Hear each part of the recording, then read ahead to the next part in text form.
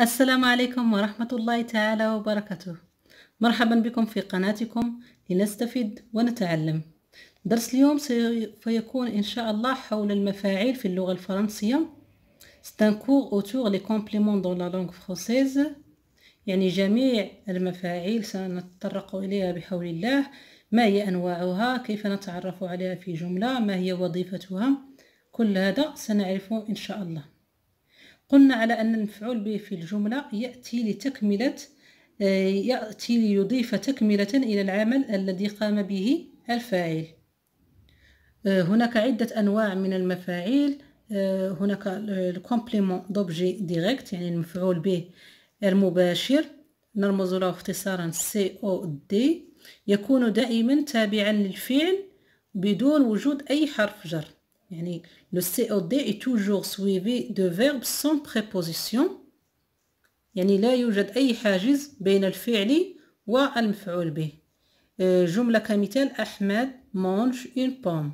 أحمد c'est un sujet, mange c'est un verbe, une pomme c'est un COD. تلاحظون على أن الفعل والمفعول به ارتبطا مباشرة، يعني المفعول به تبع الفعل مباشرة، لا يوجد أي حاجز بينهما. لذلك فإن التفاح هنا une pomme c'est un complément d'objet direct، يعني مفعول به مباشر.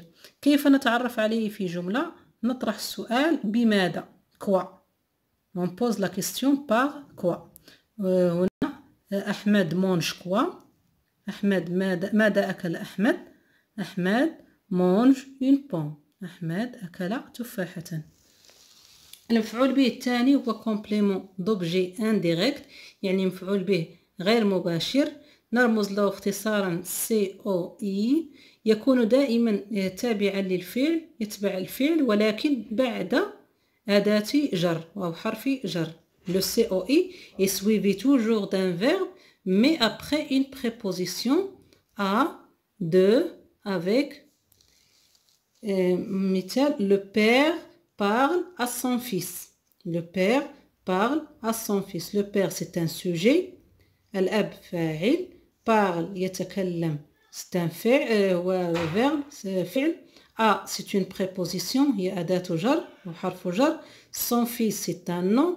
à son fils هذه كلها c'est un complément d'objet indirect، يعني مفعول به غير مباشر لوجود هذه الأداة. لذلك قلنا على أن à son fils هو complément d'objet indirect. كيف نتعرف عليه في جملة؟ نطرح السؤال ب à qui, de quoi, avec qui. يعني الأداة نضيف إليها أداة استفهام، يعني أداة الجر نضيف إليها أداة الاستفهام. مثلا هنا سأقول le père parle à qui. Le père parle à son fils، يعني الأب يتكلم مع من؟ الأب يتكلم مع ابنه. مثلا إذا قلت le père parle de son fils سأقول de qui parle le père. إذا قلت le père parle de son fils سأطرح السؤال ب de qui parle le père.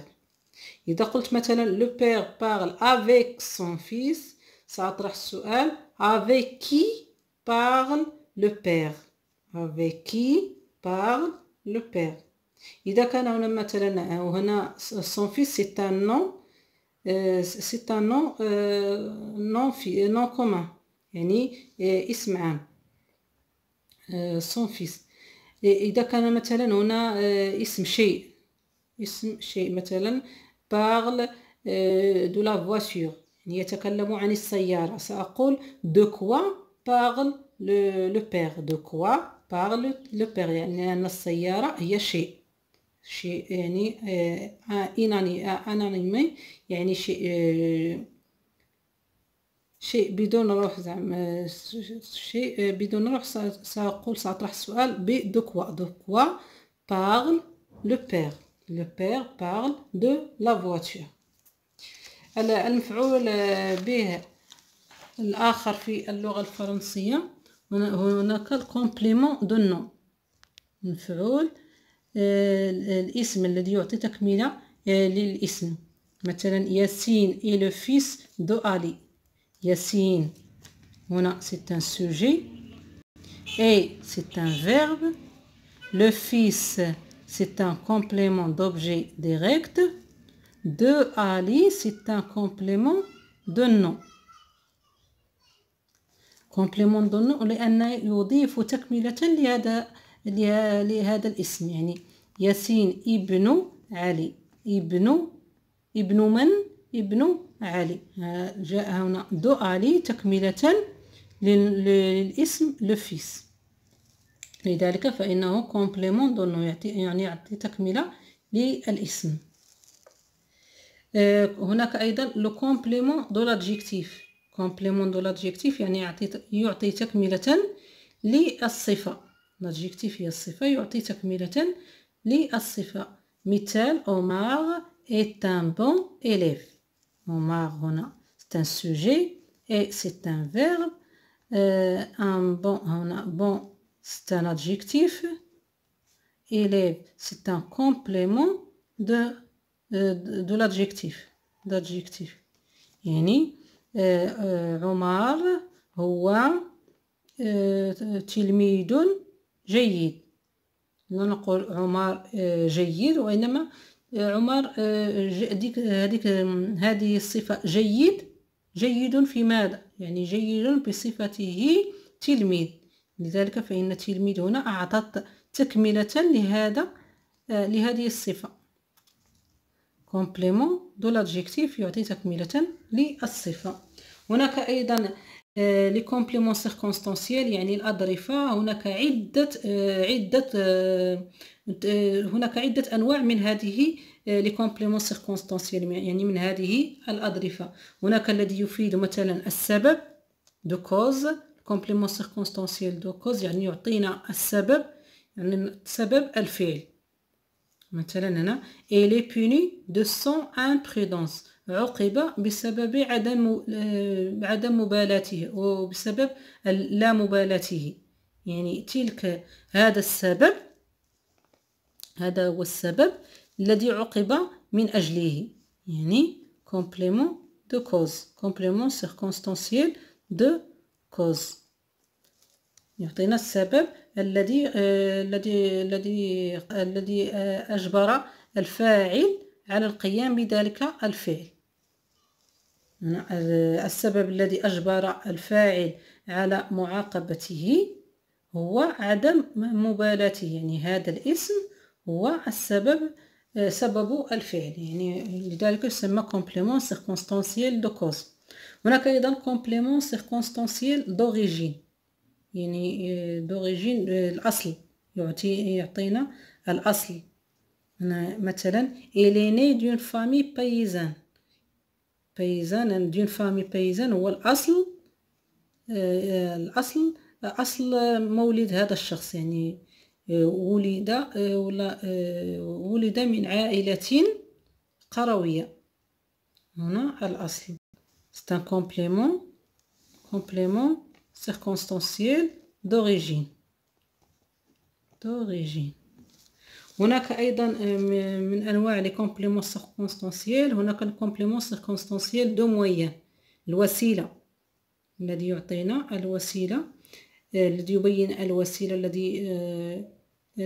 كيفية القيام بالفعل أو الوسيلة الذي قمنا بها بالفعل.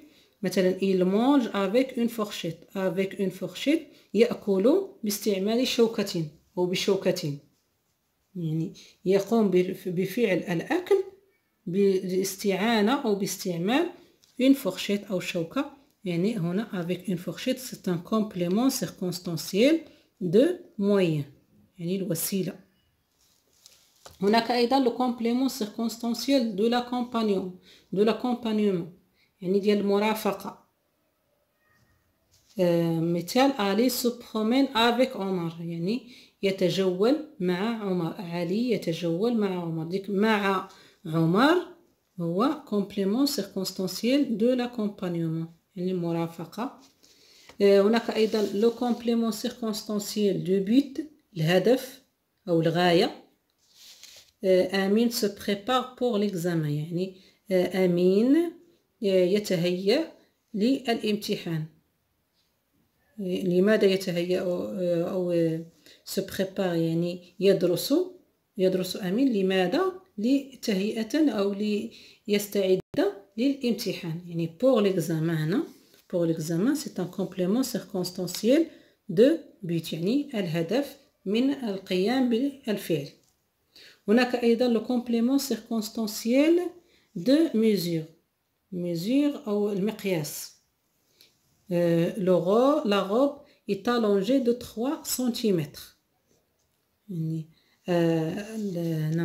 la robe est allongée de 3 cm. De 3 cm c'est un complément circonstanciel de mesure. يعني طول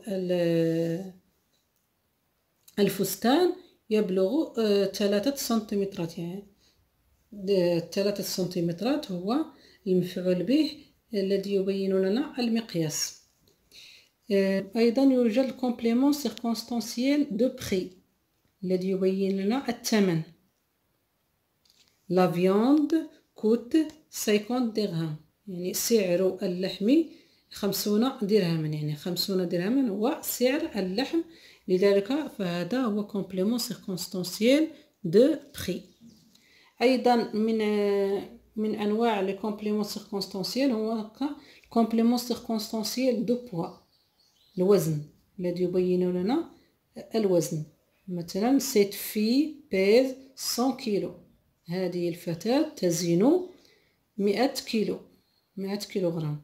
يعني هنا 100 كيلوغرام complément circonstanciel de poids.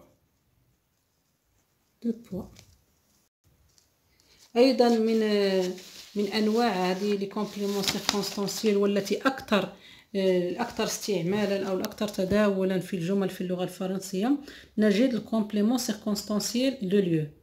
كومبليمون سيركونستانسيال دو ليو والذي يعطينا هو ظرف المكان، والهدف منه هو المكان الذي وقع فيه الفعل ويكون مسبوقا بحرف جر.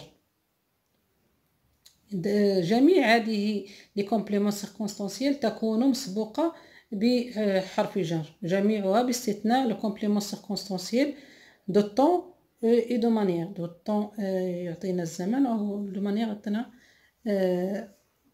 الهيئة او الصفة او الكيفية.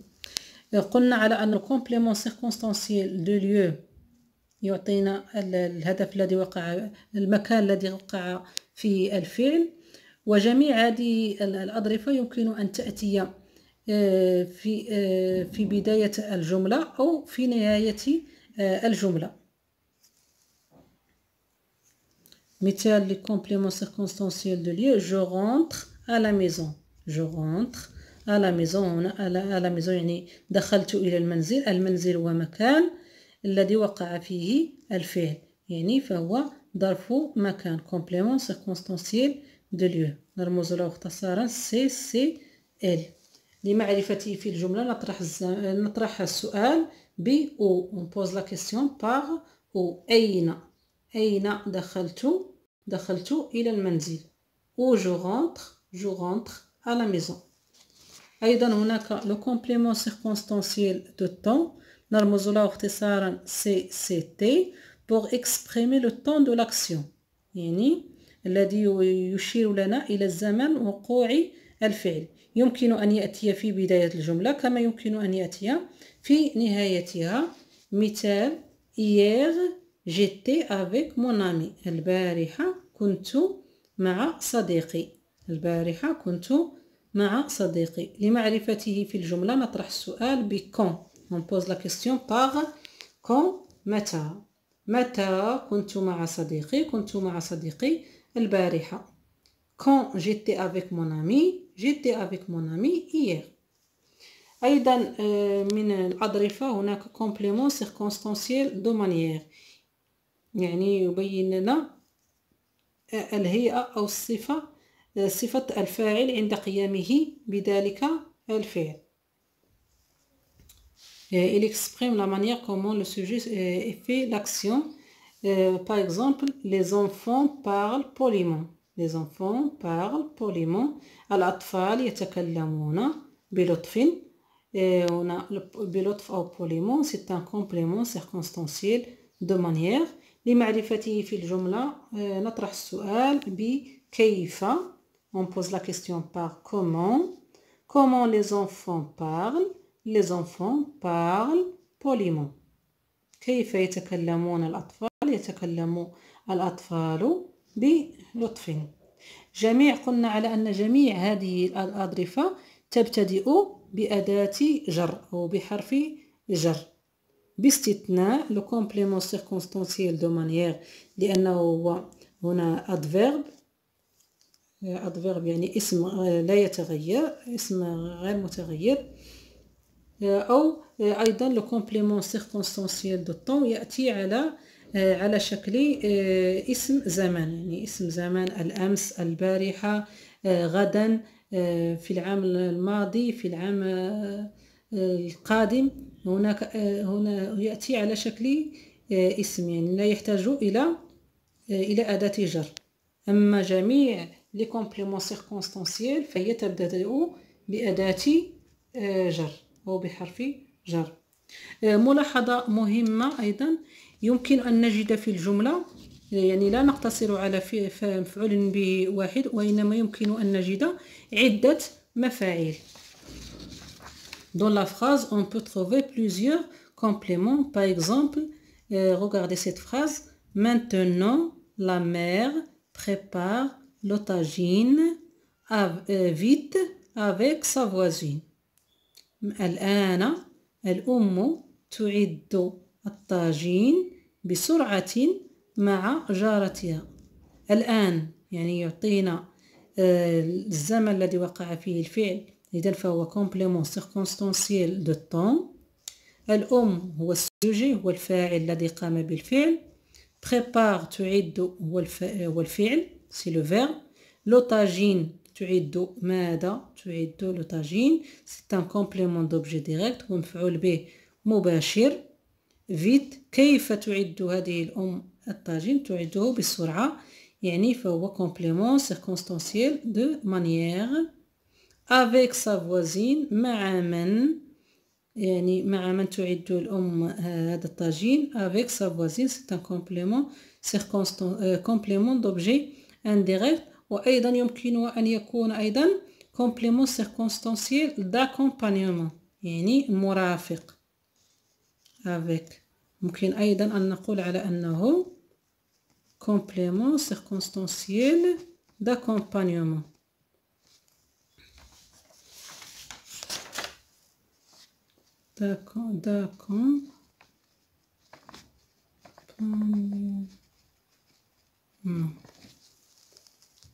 ممكن أن نعتبره مفعول به غير مباشر، كما يمكن أن نعتبره أيضا مفعول به أو ظرف المرافق. يعني أن الجارة هي المرافقة للأم في إعداد هذا الطاجين.